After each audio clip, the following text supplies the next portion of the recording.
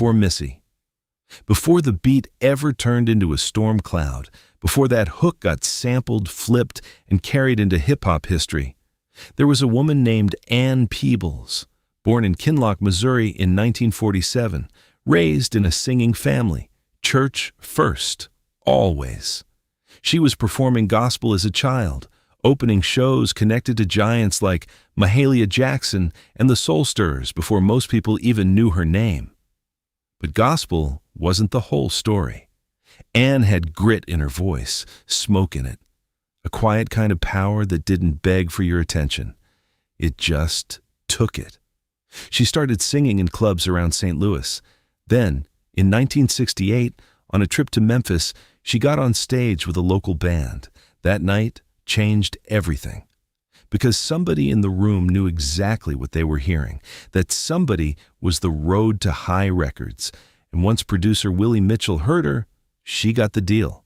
Now, if you know high records, you probably think of Al Green. And yes, that sound was real. But Ann Peebles brought something different into that room. Not silk, not sweet talk, not church floating over the bandstand.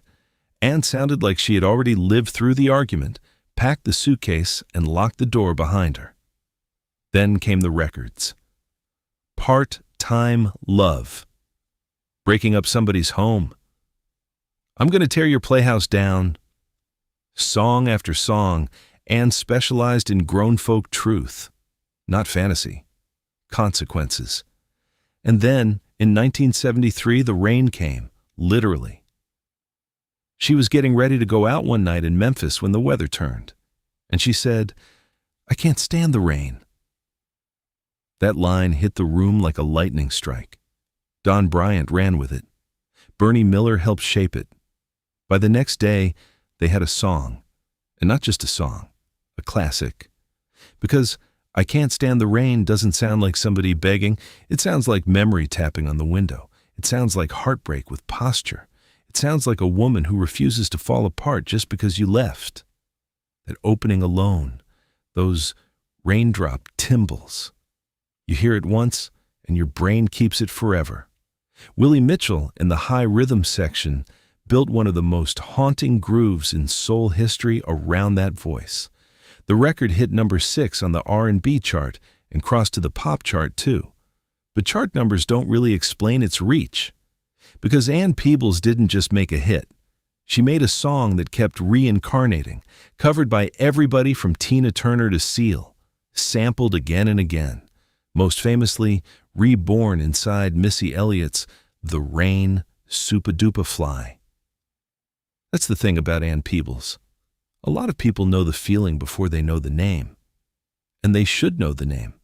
Because she wasn't just a singer. She was a writer.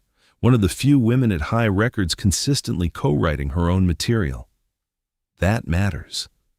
She wasn't standing outside the glass waiting for somebody to hand her a story. She was in the room building it.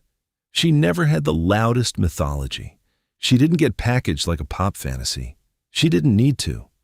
Ann Peebles had something harder to manufacture: authority.